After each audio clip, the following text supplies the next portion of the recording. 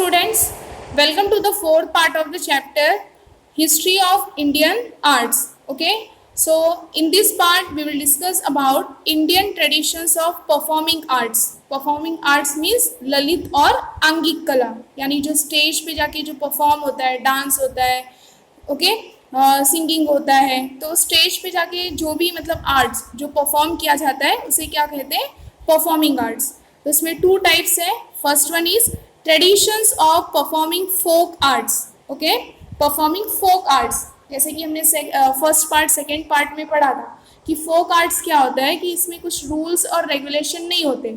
जैसे हमारे पूर्वज जो परंपरा बना गए, जो हमारे एंसेस्टर के जो ट्रेडिशंस है, जो उन्होंने ट्रेडिशन बना गए, उसी को फॉलो करते अभी तक हम चले आ रहे हैं. ओके, इसके कुछ रूल्स और रेगुलेशन नहीं है. और फोक आर्ट जो है सोसाइटी के सभी मेंबर्स यानी एक ग्रुप बना के ये परफॉर्म करते हैं. Okay, so India has independent and varied traditions of folk songs, folk instrumental music, folk dances and folk theatre which are characteristic of every particular region. Characteristic means खूबी, quality. तो जैसे India जो हमारी country है वो उसका independent और varied tradition है, यानी परफॉर्मिंग फोक आर्ट्स में, जैसे कि महाराष्ट्र, गुजरात, अलग अलग जो स्टेट है, ठीक है, यूपी, बिहार, ओके, आसाम, मणिपुर, त्रिपुरा, नागालैंड, तो इसके जो है सेम फोक सॉन्ग या फिर same folk instrumental music, folk dances, folk theatre, ये सब सेम नहीं होंगे, अलग अलग होंगे. ओके, वेरिड होंगे. कहीं का जैसे आसाम का जो है बिहू डांस ये फेमस है. ओके, पंजाब का भांगड़ा फेमस है. ओके, तो ऐसे ही इंडिया जो है, इंडिया एक इंडिपेंडेंट और वेरिड ट्रेडिशन है फोक सॉन्ग्स में, फोक इंस्ट्रूमेंटल में. फोक कोई रीजन का, कोई स्टेट का अलग फोक सॉन्ग है. इंस्ट्रूमेंट जो यूज़ किया जाता है वो भी अलग है. फोक डांसेस अलग है, फोक थिएटर अलग है. थिएटर मीन्स यहाँ पे क्या होगा, जैसे कि स्टेज पे जाके अगर नाटक हो रहा है, ओके, प्ले किया जा रहा है, ड्रामा वगैरह, तो उसे क्या कहेंगे, folk theatre. Next, there exist many rich traditions of performing folk arts in Maharashtra also. तो ऐसे ही मतलब रिच ट्रेडिशन, कुछ परंपरा है, जैसे कि अलग अलग रीजन की कुछ ट्रेडिशंस है फोक आर्ट परफॉर्म करने के लिए, तो वैसे ही महाराष्ट्र का भी है. Okay, they developed as an integral part of the religious festivals and social life. जो ये फोक आर्ट है, फोक आर्ट डेवलप्ड हुआ है as a integral part. Integral part मतलब जो कनेक्ट हो, यानी किसी से कभी अलग ना हो. तो जो फोक आर्ट है वो रिलीजियस फेस्टिवल्स और सोशल लाइफ का इंटीग्रल पार्ट है, उससे कभी अलग नहीं हो सकता. सोशल लाइफ से कैसे, जैसे फोक आर्ट परफॉर्म किया जाता है, सोसाइटी वाले ही परफॉर्म करते हैं, वो ग्रुप फॉर्म करते हैं. ओके, और सारे मेंबर्स मिलके जो है ये फोक आर्ट को परफॉर्म करते हैं, फोक डांस करते हैं, गाना गाते हैं, ठीक है, लोकगीत हुआ. ओके, तो रिलीजियस फेस्टिवल्स यानी कोई फेस्टिवल्स हुआ या फिर ओकेजन हुआ तो सब इकट्ठा होते हैं, ऑर्गेनाइज होते हैं. ओके, तो इस तरह से जो है फोक आर्ट डेवलप होता है. तो फोक आर्ट कैसे डेवलप हुआ है, develop as an integral part of the religious festivals and social life. Okay, to name a few as examples, तो कुछ एग्जाम्पल्स दिए गए हैं, जैसे कोली डांस. कोली डांस ये भी ग्रुप परफॉर्मेंस है. ओके, इसके कुछ रूल्स और रेगुलेशन नहीं है. जैसे सी कोस्ट के पास जो है फिशरमैन रहते हैं तो ज़्यादातर कोली डांस वही करते हैं. Okay, Tarpa dance, Dashavatar of Konkan, तो कोंकण का जो है क्या फेमस है, Dashavatar. Okay, next Powada. Powada means क्या, भजन कीर्तन जैसा ही होता है, मीन्स सॉन्ग सुनाना, स्टोरी रहता है तो स्टोरी को नरेट किया जाता है एज अ सॉन्ग. ओके, कीर्तन, कीर्तन तो आप सभी को पता ही है. जागर गोंधल, जागर गोंधल मीन्स जागरण, जैसे कि रात में जो है भगवान को पूजने के लिए भजन कीर्तन रात भर गाया जाता है, जागरण होता है, उसे क्या कहा जाता है, जागर गोंधल. ओके, तो ये कुछ एग्जाम्पल्स हैं. नेक्स्ट है traditions of classical performing arts. Classical arts के, क्लासिकल परफॉर्मिंग आर्ट्स के रूल्स होते हैं, तो वो रूल्स के अकॉर्डिंग जो है हमें चलना पड़ता है. Okay, India has a rich heritage of classical performing arts too. जैसे फोक आर्ट्स में हमारी कंट्री जो है हमारी कंट्री का जो फोक आर्ट्स भी एक विरासत है, वैसे ही क्लासिकल परफॉर्मिंग आर्ट्स भी हमारी कंट्री की क्या है, विरासत है. Okay, heritage. And the text of नाट्य शास्त्र. नाट्य मीन्स क्या होगा, नाटक, प्ले, और शास्त्र मतलब क्या होता है, रूल। तो नाट्य शास्त्र ये किसने लिखा, भरत मुनि ने। Is suppose to be the earliest one discussing music and theater. Okay, next the 9 moods। See कोई भी अगर आर्ट परफॉर्म करना है, चाहे वो स्कल्पचर ही क्यों ना हो या फिर पेंटिंग ही क्यों ना हो, कोई भी आर्ट परफॉर्मिंग है, क्लासिकल आर्ट परफॉर्मिंग, तो उसके 9 moods होते हैं, या फिर संस्कृत में उसको 9 रस बोलते हैं, 9 रसास। ओके, जैसे कि suppose to be fundamental in the presentation of Indian performing arts. अगर इंडियन परफॉर्मिंग आर्ट्स प्रेजेंट करना है लोगों के सामने, कोई भी आर्ट हो, पेंटिंग हो या फिर स्कल्पचर हो, ठीक है, ड्राइंग हो या फिर डांस, म्यूजिक, कुछ भी हो, क्लासिकल, लेकिन वो क्लासिकल होना चाहिए। तो उसके 9 moods होते हैं। जैसे फर्स्ट वन श्रृंगार। श्रृंगार मतलब क्या होता है, लव, यानी लव को करना, कन्वे मीन्स बताना, लव के बारे में बताना उस आर्ट में, तो उसे क्या कहा जाएगा, श्रृंगार। नेक्स्ट है हास्य, यानी ह्यूमर, यानी वो आर्ट जो परफॉर्म किया जा रहा है उसमें कॉमेडी होना चाहिए। ओके, नेक्स्ट है विभात्सा, यानी रिपल्शन, यानी एंगर होना चाहिए उस आर्ट परफॉर्मेंस में, गुस्सा भी थोड़ा सा होना चाहिए। रौद्र यानी टेरिबल, जैसे कि शंकर भगवान रुद्र रूप जो है धारण कर लेते हैं वैसे ही। नेक्स्ट है करुणा, मतलब थोड़ा सा सौरव भी होना चाहिए, दुख भी होना चाहिए। ओके, वीर यानी हीरोइक परफॉर्मेंस। भयानक, ओके, फियरफुल, यानी थोड़ा डर भी होना चाहिए उसमें। अद्भुत, वंडरस, एंड शांत मीन्स पीसफुल। तो ये 9 moods है।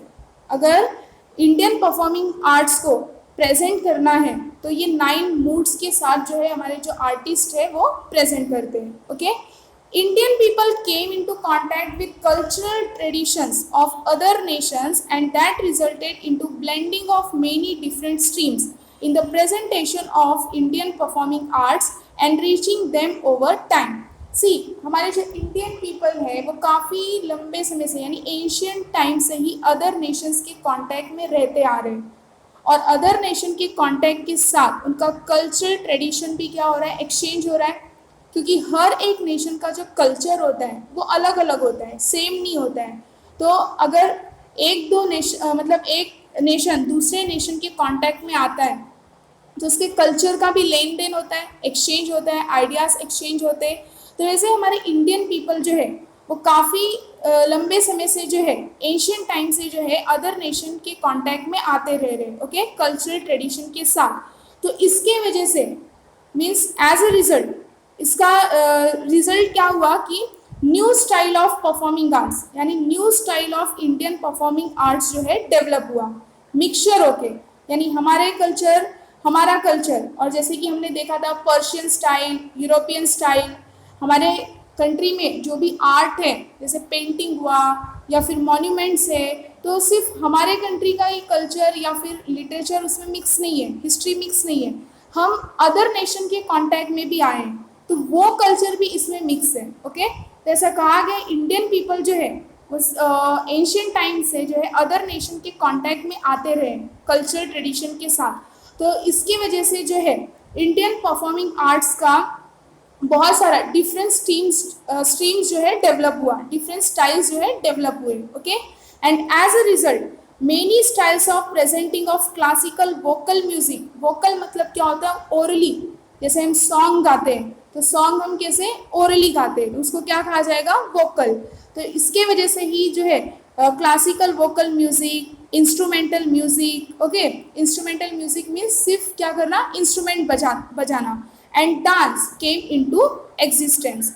तो नए नए स्टाइल्स का जो है अदर नेशन के कांटेक्ट में आने से न्यू स्टाइल्स जो है परफॉर्म करने के डेवलप हुए, जैसे कि classical vocal music, instrumental music and dance. Various schools preserving दो स्टाइल्स वर ऑल्सो क्रिएटेड। और ये जो न्यू स्टाइल जो डेवलप हुए, ओके, अदर नेशन के कांटेक्ट में आने के बाद जो न्यू स्टाइल्स परफॉर्म करने के डेवलप हुए, तो इसको प्रिजर्व करने के लिए ये डांस परफॉर्मेंस को, डांस स्टाइल को, या फिर इंस्ट्रूमेंटल म्यूज़िक या क्लासिकल वोकल म्यूज़िक को प्रिजर्व करने के लिए बहुत सारे स्कूल्स भी जो है क्रिएट किए गए। ओके, स्कूल्स मतलब अगर एक ही स्टाइल, बहुत सारे लोग अगर एक ही स्टाइल को अडॉप्ट कर ले तो वो एक स्कूल बन जाता है, ओके, आर्ट परफॉर्म करने का स्कूल बन जाता है. And there are two main branches of the Indian classical music. Indian classical music के टू मेन ब्रांचेस हैं. First one Hindustani music and second one is Carnatic music. Okay, first one Hindustani and second one Carnatic. Okay, तो ये two main branches है Indian classical music के. Next, similarly there are two forms of it. लेकिन जो हमने ये branches देखे हिंदुस्तानी और कार्नेटिक, तो सिमिलरली टू फॉर्म्स भी है इसके, दो रूप. फर्स्ट वन क्लासिकल, जिसको कहा जाएगा शास्त्रीय, एंड सेमी क्लासिकल मीन्स उपशास्त्रीय. Okay, the semi classical has included many styles of folk music. तो जो उपशास्त्रीय है, यानी ये जो फॉर्म है, ये जो रूप है क्लासिकल परफॉर्मिंग आर्ट का, तो सेमी क्लासिकल में बहुत सारे जो है फोक म्यूजिक का स्टाइल इंक्लूड किया गया है. Okay, a beautiful blend of all three forms of music, vocal, instrumental and dance can be seen in various Indian classical dance forms. Okay, तो ये जो beautiful blend है, blend मतलब mixture, जो तीनों फॉर्म का जो मिक्सचर है, एक ब्यूटीफुल मिक्सचर, जैसे म्यूजिक, वोकल और इंस्ट्रूमेंटल एंड डांस, ये तीनों फॉर्म्स मिक्स होके हमें जो है इंडिया के वेरियस पार्ट्स में, वेरियस रीजन में अलग अलग जो है इंडियन क्लासिकल डांस फॉर्म देखने मिलते हैं. जैसे कि कथक ऑफ नॉर्थ इंडिया, ये एग्जाम्पल है. नॉर्थ इंडिया में क्या फेमस है? कथक. ओके, लावनी ऑफ महाराष्ट्र, महाराष्ट्र में कौन सा डांस फॉर्म फेमस है? Lavani. Odissi of Odisha, Bharatanatyam of Tamil Nadu and Kathakali and Mohiniyattam of Kerala. Okay, तो ये कुछ डांस फॉर्म्स हैं जो कि हमारे इंडिया के रीजन्स में फेमस है. और ये dance, Indian classical dance forms किसका मिक्सचर है? All three forms of music, vocal, instrumental and dance. Okay, in India in the post independence period various festivals of music and dance are organized with a view to make it accessible to common people. तो India में जो है post independence period में बहुत सारे festival of music, music के festival, dance के festival जो है ऑर्गेनाइज किए जाते थे, ताकि ये जो फेस्टिवल है या फिर लोगों को डांस के बारे में, क्लासिकल डांस के बारे में, इंस्ट्रूमेंटल म्यूजिक के बारे में, वोकल के बारे में लोगों को पता चले. ओके, तो ऐसे ही वेरियस फेस्टिवल ऑफ म्यूजिक और डांस को ऑर्गेनाइज किया जाता था. Okay, and many people attend these festivals. और जब ये फेस्टिवल ऑर्गेनाइज किया जाता है तो बहुत सारे इसमें पीपल जो है अटेंड करते हैं, including Indians and foreigners alike. Okay, इसमें इंडियंस, फॉरेनर्स सब मिल के करते हैं. And the Sawai Gandharva festival of Pune is a famous one. तो उसमें से एक फेस्टिवल का नाम दिया गया है जो पुणे में बहुत ही फेमस है. कौन सा? Sawai Gandharva. Okay, next, lately we can see an inclination toward experimenting and creating fusion of various music styles. Fusion means blending, mixture ही होता है. जब दो या तीन चीज़ों को मिक्स करके एक चीज़ बनाई जाती है तो उसको क्या कहा जाता है? Fusion. Okay, music styles by trying to overcome the limitations imposed by a traditional style or school. तो बाद में जो है हमने इंक्लिनेशन देखा. इंक्लिनेशन मीन्स इनबॉर्न, जैसे towards experimenting and creating fusion of various music styles, यानी बहुत सारे म्यूजिक स्टाइल को मिक्स करके एक स्टाइल डेवलप करना. ओके, तो उसको क्या कहा जाएगा? Fusion of various music style by trying to overcome the limitation imposed by a traditional style और स्कूल. तो पहले क्या रेस्ट्रिक्शन था? ट्रेडिशनल स्टाइल और स्कूल में रेस्ट्रिक्शन था, कुछ लिमिटेशन थी. ओके, तो उसको कंट्रोल किया गया, उस लिमिटेशन को और रेस्ट्रिक्शन को कंट्रोल किया गया. और बहुत सारे जो है एक्सपेरिमेंट करके जो है बहुत सारे म्यूज़िक स्टाइल्स को यूज़ करके जो है क्या इसका फ्यूजन करके एक स्टाइल बनाया गया. Okay, and Pandit Uday Shankar is a prominent name among such artist who created a new style. See, जो अभी हमने देखा कि बहुत सारे जो है वेरियस म्यूज़िक स्टाइल्स का फ्यूजन, यानी बहुत सारे म्यूज़िक स्टाइल को कंबाइन करके एक स्टाइल बनाना, तो उसमें से जो है पंडित उदय शंकर ये बहुत ही फेमस थे, उन्होंने न्यू स्टाइल क्रिएट किया, एक आर्टिस्ट थे, उन्होंने एक न्यू स्टाइल क्रिएट किया, okay. And he successfully created a fusion of Indian classical dance and European opera. See, European opera और इंडियन क्लासिकल डांस को मिक्स करके पंडित उदय शंकर ने एक नया जो है न्यू म्यूजिक स्टाइल को डेवलप किया, क्रिएट किया, okay. And he also included various forms of folk dance in his style, और इन्होंने जो नया स्टाइल जो इंडियन क्लासिकल डांस और यूरोपियन ओपेरा को मिक्स करके एक न्यू स्टाइल जो है क्रिएट किया, तो उसमें इन्होंने फोक डांस को भी इंक्लूड किया, okay. Thus the scope of the presentation of Indian performing arts seems to be constantly expanding, और जिसके वजह से जो इंडियन परफॉर्मिंग आर्ट्स को प्रेजेंट करने का जो स्टाइल था उसका स्कोप जो है और भी ज़्यादा बढ़ गया, okay. And the same phenomenon is apparent in the field of Indian visual arts. ये तो हमने एग्जाम्पल देखा इंडियन क्लासिकल आर्ट्स का, लेकिन सेम फिनोमिनन यानी यही सेम इवेंट घटना जो है हमें किस में देखने के लिए मिलेगी, कौन से फील्ड में, field of Indian visual arts, okay. See, Lavani in Maharashtra, ये जो लावनी डांस परफॉर्मेंस है ये कहाँ फेमस है, महाराष्ट्र। और ये कथकली, ये जो नीचे इमेज दिए है ये कथकली की है, ठीक है, ये कहाँ फेमस है, केरला में, okay. Next, applied art and professional opportunities.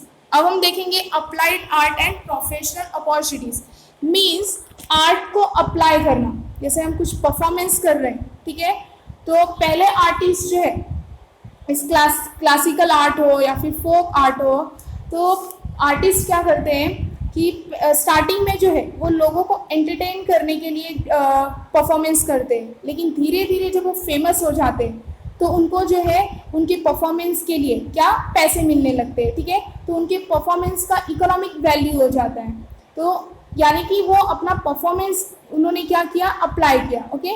सी, अगर सपोज कोई एक्टर है, अब वो एक्टर है लेकिन वो जो है कहीं पे जाके परफॉर्म नहीं कर रहा है, तो उसको पैसे नहीं मिलेंगे, उसको पैसे मिलेंगे क्या, नहीं मिलेंगे, यानी वो अपना आर्ट जो है, जो उसके अंदर जो कला है वो अप्लाई नहीं कर रहे हैं, ओके। तो हम अप्लाइड आर्ट और प्रोफेशनल अपॉर्चुनिटीज पढ़ेंगे, okay. First one, arts. Art history is an independent branch of knowledge. Art history क्या है, independent branch of knowledge. Various opportunities of research are available in this field. Art history जो है वो एक independent branch of knowledge है, इसमें बहुत सारे स्टूडेंट्स को या फिर हिस्टोरियंस को जॉब अपॉर्चुनिटीज मिल सकती है, ओके, वेरियस फील्ड में। जैसे first one is art historians can work in the field of journalism. Journalism means जो जर्नलिस्ट लोग होते हैं, जैसे जिनको न्यूज़पेपर के लिए, मीडिया के लिए काम करना होता है, तो आर्ट हिस्टोरियंस को जर्नलिज्म में क्या काम मिल सकता है, जैसे अगर न्यूज़पेपर वालों को या फिर मीडिया वालों को किसी मॉन्यूमेंट्स के बारे में बताना है या फिर किसी हिस्टोरिकल साइट के बारे में बताना है, तो उनको इतना नॉलेज नहीं होता है, ठीक है, उनको किसकी ज़रूरत पड़ती है, किसका रिक्वायरमेंट होता है, हिस्टोरियंस का या फिर एक्सपर्ट का, जिनको उस पर्टिकुलर मॉन्यूमेंट्स के बारे में पता हो, हिस्टोरिकल साइट के बारे में पता हो, ठीक है, तो वो न्यूज़पेपर के लिए और मीडिया के लिए काम करते हैं, ओके। वो एक्सपर्ट जो रहते हैं वो न्यूज़पेपर के लिए और मीडिया के लिए काम करते हैं। तो एज अ जर्नलिस्ट यानी जर्नलिज्म फील्ड में जो है आर्ट हिस्टोरियन को वर्क करने का मौका मिल सकता है, ओके।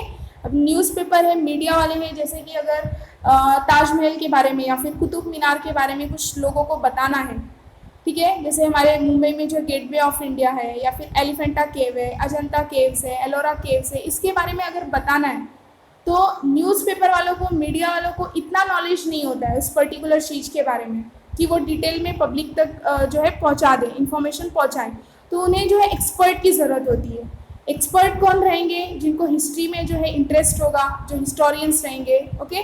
तो एज अ जर्नलिस्ट उनको जो है जॉब अपॉर्चुनिटीज मिल सकती है, वो हायर करेंगे, न्यूज़पेपर वाले, मीडिया वाले जो है एक्सपर्ट को हायर करेंगे। तो इस तरह से जो है आर्ट हिस्टोरियंस को जर्नलिज्म के फील्ड में जो है जॉब मिल सकता है, वो वर्क कर सकते हैं, ओके।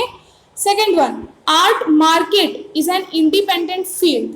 आर्ट मार्केट क्या होता है कि जैसे कि ऑब्जेक्ट्स, जैसे अगर हम टूरिस्ट प्लेस पे जाते हैं तो वहाँ के जो लोकल पीपल रहते हैं वो हैंडीक्राफ्ट्स मीन्स हाथ से बनाई हुई चीज़ें, वहाँ पे जो भी चीज़ फेमस है वो क्या करते हैं, हाथ से बनाते हैं और क्या करते हैं, पैसे कमाने के लिए वहाँ पे मार्केट लगाते हैं। ओके, तो इसको क्या कहा जाएगा, आर्ट मार्केट।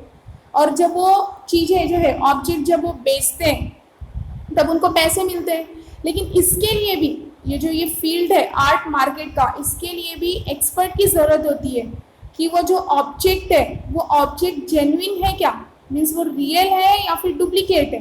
ओके, जैसे कि म्यूज़ियम में अब पुरानी चीज़ें रखी जाती है, जो ओल्ड थिंग्स है वो रखी जाती है, ओके, प्रिजर्व करके। और जब हम जाते हैं विजिट करते हैं तो हमें ये बताया जाता है कि ये चीज़ जो है इस प्लेस पे, ये साइट पे जो डिस्कवर करके पाया गया था। लेकिन कॉमन पीपल को जो है इसके बारे में इतना नॉलेज नहीं होता है कि वो पता लगा सके कि वो जो ऑब्जेक्ट है, वो जो चीज़ है वो सही है या फिर डुप्लीकेट कहीं से लाके उसका रख दिया है, उसका कॉपी रख दिया है। ठीक है, तो इस फील्ड में यानी एक्सपर्ट की ज़रूरत होती है, हिस्टोरियन की ज़रूरत होती है, जिसको उस चीज़ के बारे में जो है एकदम डीपली गहराई में पता हो और वो उस चीज़ के बारे में वो जेन्युइन है या फिर डुप्लीकेट है वो बता सके, कॉमन पीपल को बता सके।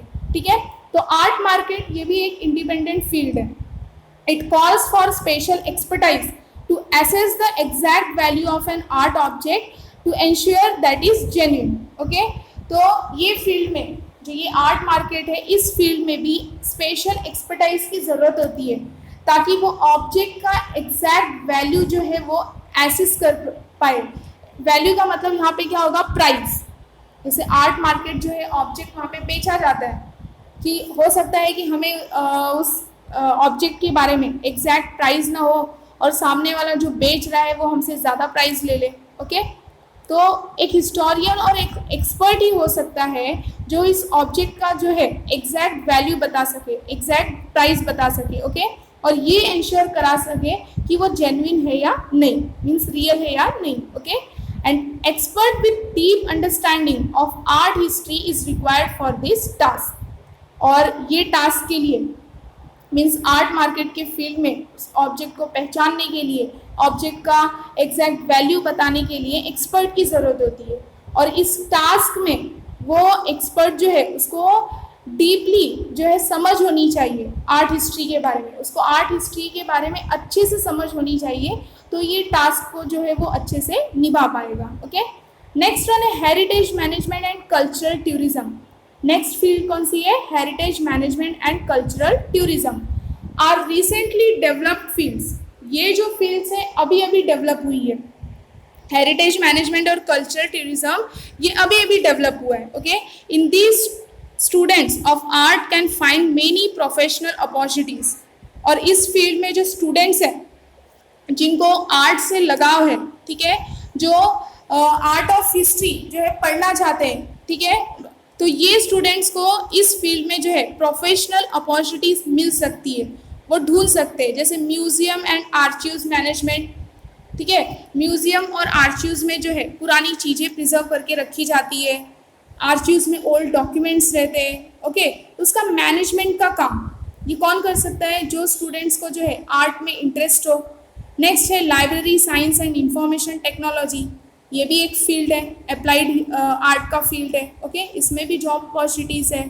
Archaeological research, okay, Indology are some important fields in this regard. Indology का मतलब क्या होता है कि study of Indian history, culture, literature and philosophy. Indology means study of Indian history, literature, philosophy and culture, तो उसको क्या कहा जाएगा, इंडोलॉजी। तो इंडोलॉजी के बारे में जो है स्टडी करना ये भी एक फील्ड है। तो ये कुछ इम्पॉर्टेंट फील्ड्स हैं जिसमें जो है स्टूडेंट को अपॉर्चुनिटीज़ यानी प्रोफेशनल अपॉर्चुनिटीज़ मिल सकती है। ओके, वर्क करने का मौका मिल सकता है। ठीक है, नेक्स्ट है applied art. The visual and performing arts are primarily looked upon as a means of entertainment for people. See, अब हम देखेंगे अप्लाइड आर्ट मीन्स हमारे अंदर जो क्वालिटी है, ठीक है, उसको अप्लाई करना, उसको परफॉर्म करना ताकि उसका जो है इकोनॉमिकल वैल्यू हो पाए। ठीक है, तो विजुअल विजुअल और परफॉर्मिंग आर्ट जो है प्राइमरीली यानी स्टार्टिंग में ये सिर्फ किसके लिए किया जाता था, पीपल के एंटरटेनमेंट के लिए, यानी जो ये आर्ट्स है, ये जो कला है वो सिर्फ पीपल के एंटरटेनमेंट का साधन थी, मीन्स थी। Okay, the artist performs primarily with this purpose. Artist जो है स्टार्टिंग में इसी पर्पस के लिए परफॉर्म करते हैं। However, there is a scope to combine an artistic creation with utility value to make it economically viable. See, लेकिन इसको जो है आर्टिस्ट, जो ये आर्टिस्टिक क्रिएशन है, आर्टिस्ट ने जो परफॉर्म किया है, जो आर्टिस्टिक का जो क्रिएशन है, इसका कंबाइंड स्कोप जो है यूटिलिटी के साथ, यूटिलिटी मीन्स उपयोग। जैसे कोई एक्टर है, अगर वो बहुत ही ज़्यादा फेमस हो गया तो उसकी यूटिलिटी बढ़ गई, ठीक है, उसको लोग ज़्यादा देखेंगे, और देखने के साथ अगर स्टेज पे वो जाके परफॉर्म कर रहा है तो लोग उसको पैसे भी दे के आएंगे। जैसे कोई सिंगर है, तो सिंगर अगर स्टेज पे परफॉर्म कर रहा है, वो गाना गा रहा है, अगर उसका परफॉर्मेंस लोगों को अच्छा लग गया तो लोग उसको क्या देंगे, पैसे देंगे। यानी कि जो आर्टिस्टिक क्रिएशन है उसका स्कोप क्या हो रहा है, बढ़ रहा है, और उसका जो है इकोनॉमिक वैल्यू हो रहा है। ओके, एंड दस an artistic creation with a utilitarian purpose is called applied art. Utilitarian purpose का मतलब क्या, कि वो आर्टिस्ट का जो क्रिएशन है वो क्या हो रहा है, उसकी वैल्यू बढ़ रही है, उसका स्कोप बढ़ रहा है, यूटिलिटी बढ़ रही है। यूटिलिटी मीन्स उसका उपयोग बढ़ रहा है, ज़्यादा यूज हो रहा है, ठीक है, तो उसको ही क्या कहेंगे, अप्लाइड आर्ट। तो first one, industry and advertisement. See, applied art के अंदर कौन से फील्ड आते हैं, क्या क्या इंक्लूड किया गया है। First one, industry and advertisement, interior design and production of ornamental object, art design of stage backdrops, उसको नेपथ्य भी बोलते हैं। स्टेज बैकड्रॉप्स का मतलब क्या होता है कि जैसे अगर हम मूवीज देखते हैं, सीरियल देखते हैं, ओके, तो उसका सेट तैयार करना। जैसे कि अगर कोई रिवर के पास का सीन है, नदी के पास का अगर कोई सीन है, तो स्टेज पे जाके जो है वो रिवर का सेट तैयार कर देना। ओके, जैसे अगर कहीं पे अगर हिस्टोरिकल मूवी है, ठीक है, तो हिस्टोरिकल मूवी का जैसे कहीं पे बैटल होना है, किसी के बीच में जो है, मतलब राजा महाराजाओं के बीच में अगर बैटल हो रहा है, तो वो स्टेज पे जो है कैसा, वैसा बैटल का जो ग्राउंड होता है वैसा सेट जो है तैयार कर देना, उसको क्या कहा जाएगा, stage backdrops. Okay, art direction for films and television, creating attractive layouts of books. Layouts of books means क्या होता है कि कोई भी बुक का कवर पेज, यानी जो फ्रंट पेज रहता है बुक का, जैसे आपके टेक्स्ट बुक में कवर पेज रहता है, ओके, उसको क्या कहा जाएगा, लेआउट्स। तो अट्रैक्टिव लेआउट्स क्रिएट करना। Magazines, calligraphy, calligraphy means writing, कुछ भी अगर लिखना हो, ठीक है, तो उसको क्या कहा जाएगा, calligraphy. Production of greeting cards, invitation cards, customized stationery, gift objects, etc. are the fields of applied arts. See, ये इतने सारे फील्ड्स हैं, जैसे इंडस्ट्री और एडवर्टाइजमेंट हुआ, इसमें भी मतलब इकोनॉमिक वैल्यू है। इंटीरियर डिज़ाइन, ठीक है, जैसे अगर कुछ ऑर्गेनाइज करना है, पार्टी है या कुछ भी है, तो उसका इंटीरियर यानी वो हाउस को जो है डिज़ाइन करना, या फिर प्रोडक्शन ऑफ ऑर्नामेंटल ऑब्जेक्ट, जैसे अगर हिस्टोरिकल मूवी बन रही है तो उस टाइम पे, यानी जिस टाइम की वो मूवी बन रही है, तो उस टाइम पे लोगों के ऑर्नामेंट्स कैसे होते थे, लोग कैसे ऑर्नामेंट्स पहनते थे, ठीक है, तो इसका प्रोडक्शन करना। नेक्स्ट वन है art design of stage backdrops, यानी जिस तरह का सीन है उस तरह का जो है सेट रेडी करना, उसको क्या कहा जाएगा, stage backdrops. Art direction of films and television, creating attractive layouts of books, यानी बुक्स का जो है मैगजीन का, बुक्स और मैगजीन का जो कवर पेज है उसको अट्रैक्टिव बनाना। कैलीग्राफी, यानी कुछ भी अगर लिख रहे हैं, जैसे कि स्क्रिप्ट ही लिखी जाती है मूवी के ऊपर, या फिर जो सीरियल बनते हैं उसकी स्क्रिप्ट लिखी जाती है, तो उसको क्या कहा जाएगा, calligraphy.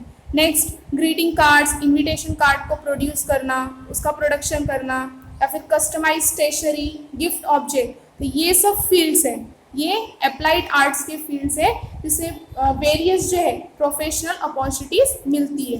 Okay, next, the field of architecture, photography are also part of applied arts. यानी आर्किटेक्चर का जो फील्ड है, मीन्स जो आर्किटेक्ट होते हैं, जो स्कल्पचर वगैरह बनाते हैं, फोटोग्राफर जो होते हैं, ये भी अप्लाइड आर्ट्स का ही फील्ड है. Okay, nowadays still and animated graphics created with the help of computers are used for various purpose. See, अभी मॉडर्न टाइम्स में एनिमेटेड ग्राफिक को यूज़ किया जा रहा है. जैसे कार्टून्स वगैरह, कार्टून्स हम जो देखते हैं टीवी पे, वो एनिमेशन होता है. ओके, तो अभी अप्लाइड आर्ट्स मीन्स ये पर्पस के लिए एनिमेटेड ग्राफिक्स भी क्रिएट किया जा रहा है. Okay, with the help of computers, and this is also applied art. ये एनिमेशन या फिर एनिमेटेड ग्राफिक जो है, ये भी अप्लाइड आर्ट ही है. Next, ornaments, artistic creation of metals, या मेटल की जो आर्टिस्ट होते हैं वो मेटल की नई नई चीज़ें बनाते हैं, न्यू ऑब्जेक्ट्स, उसको क्या कहा जाएगा, creation of metals. Earthen pots with colourful design, ठीक है, मटके बनाना, मिट्टी के मटके बनाना, उसमें जो है डेकोरेशन करना, पेंटिंग करना, कलरफुल डिज़ाइन करना. Okay, objects made from cane and bamboo, ठीक है, बांस के जो है, बैम्बू और केन के जो है कुछ ऑब्जेक्ट्स बनाना. ब्यूटीफुल ग्लास ऑब्जेक्ट्स, ठीक है, हम देखते हैं कि ग्लास ऑब्जेक्ट्स भी होते हैं कितने अच्छे अच्छे. Attractive textiles and clothing etcetera all can be listed under applied arts. ये जितने भी चीज़ें हम देख रहे हैं, ये जो चीज़ें हैं, थिंग्स हैं, ये किसके अंडर आती है, अप्लाइड आर्ट्स के. Okay, every field mentioned above requires a detailed planning and meticulous management at every stage of production. See, ये जो हमने देखा, ornaments, artistic creation of metals, earthen pots with colorful design, objects made from cane and bamboo, ये चीज़ें जो हम देख रहे हैं, तो इसके प्रोडक्शन के लिए हर एक स्टेज पे जो है प्लानिंग की ज़रूरत है. हर एक स्टेज पे किसकी ज़रूरत है, डिटेल्ड प्लानिंग और मेटिकुलस मैनेजमेंट. मेटिकुलस मतलब क्या होता है, very skilled management. Okay, great skill management की ज़रूरत होती है. मतलब कोई भी आके जो है इस फील्ड में जो है पार्टिसिपेट नहीं कर सकता, उसको एक्सपर्ट होना पड़ता है, उस फील्ड में जो है एक्सपर्टाइज होना पड़ता है. Okay, and it is essential to employ trained and skilled individuals at every stage. तो प्रोडक्शन के हर एक स्टेज पे, एवरी स्टेज पे किसकी रिक्वायरमेंट होती है, trained and skilled individuals की. Okay, some of the production process of artistic objects have a history of certain traditions. See, जो आर्टिस्ट ऑब्जेक्ट बनाते हैं, जो आर्टिस्टिक ऑब्जेक्ट का जो प्रोसेस होता है, तो उस प्रोडक्शन में जो है सर्टन ट्रेडिशन यानी हिस्ट्री के कुछ परंपरा होती है. जैसे हमारे एंसेस्टर जो ऑब्जेक्ट बना के चले गए, जिस तरह से वो सिखा के चले गए, वही सेम ऑब्जेक्ट हम अभी तक बनाते चले आ रहे हैं. ठीक है, तो वो एक हिस्ट्री बन गया, वो एक ट्रेडिशन बन गया. Okay, and the development of each productive process has its own history. यानी जो हर एक प्रोडक्टिव प्रोसेस है, development of each productive process, उसका जो है हिस्ट्री होता है, उसका पास्ट होता है. ओके, हर एक प्रोडक्टिव प्रोसेस का. And hence the syllable of training courses of art design include the history of various industrial and cultural traditions. See, हर एक ऑब्जेक्ट का हमने देखा, हर एक स्टेज पे या फिर प्रोडक्टिव प्रोसेस के डेवलपमेंट में जो है इसका खुद की जो है हिस्ट्री होती है. इसलिए इसके लिए जो है हिस्ट्री को सिखाने के लिए या फिर अप्लाइड आर्ट को इसके कोर्सेस होते हैं, सिलेबस होते हैं. ओके, ट्रेनिंग कोर्सेस होते हैं. सिलेबी मीन्स क्या होगा, syllabus of training courses of art design means art design के कोर्सेस होते हैं. तो जिन भी स्टूडेंट को ये आर्ट में इंटरेस्ट होता है, तो वो जाके ये वेरियस इंस्टीट्यूट में, वेरियस कॉलेजेस में उसको जाके सीखते हैं, ट्रेनिंग लेते हैं. Okay, next, history of various industrial and cultural traditions. Okay, there are few institutions in India which offer technical and occupational training in the above mentioned field. See, तो हमारे India में ऐसे फ्यू इंस्टीट्यूशन है जो ऐसे technical और occupational training देते हैं, जो हमने अभी फील्ड्स देखे थे. ठीक है, प्रोफेशनल फील्ड्स देखे थे, उसमें टेक्निकल और ऑक्यूपेशनल ट्रेनिंग प्रोवाइड किया जाता है. Among them national institute of design in Ahmedabad, Gujarat is a world renowned institute. तो उसमें से जो फ्यू इंस्टीट्यूशन है हमारे इंडिया में, तो उसमें से मोस्ट फेमस इंस्टीट्यूशन कहाँ पे है, अहमदाबाद, गुजरात के अहमदाबाद में. उसका नाम क्या है? National institute of design. Okay, and this institute has introduced an online course since 2015. और जो ये इंस्टीट्यूट है national institute of design Ahmedabad में, तो ये इंस्टीट्यूट 2015 से ऑनलाइन कोर्स भी इंट्रोड्यूस किया है, यानी लोगों तक पहुंचा रहा है, लोगों को प्रोवाइड कर रहा है. Okay, next, do you know the ruler of Bijapur Ibrahim Adil Shah second wrote a text in Dakhni Urdu language entitled किताबे नौरस. सी, जो बीजापुर के जो रूलर थे इब्राहिम आदिल शाह सेकेंड, उन्होंने एक बुक लिखी थी. कौन सी बुक?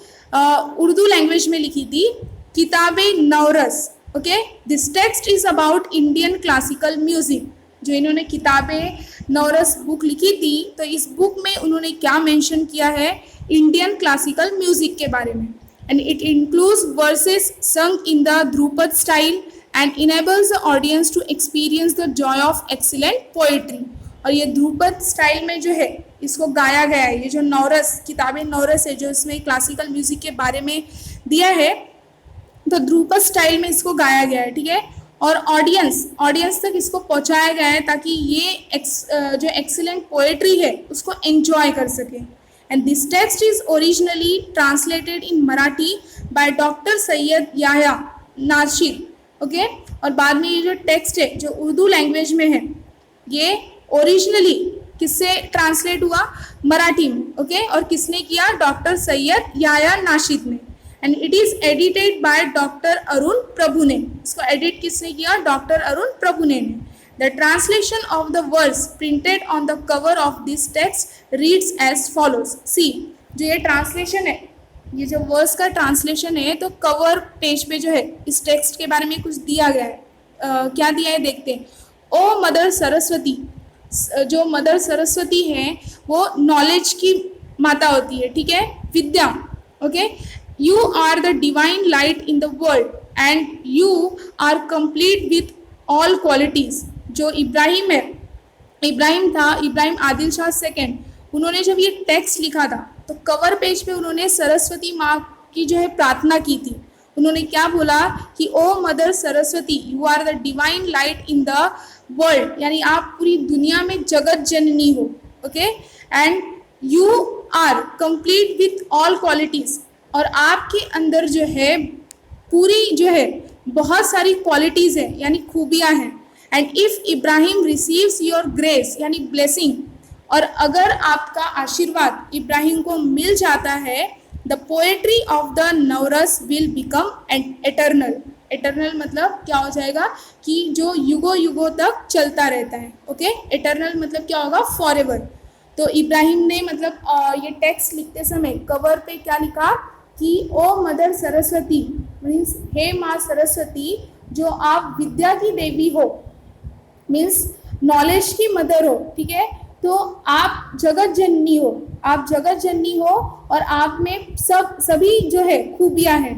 और अगर आपका आशीर्वाद इब्राहिम को मिल जाता है तो उसका लिखा गया जो टेक्स्ट है नौरस, वो युगों युगों तक क्या होगा? चलता रहेगा. ठीक है, फेमस हो जाएगा. Okay, hope you understood this part also. In the next chapter we will discuss about mass media and history. Thank you for watching this video.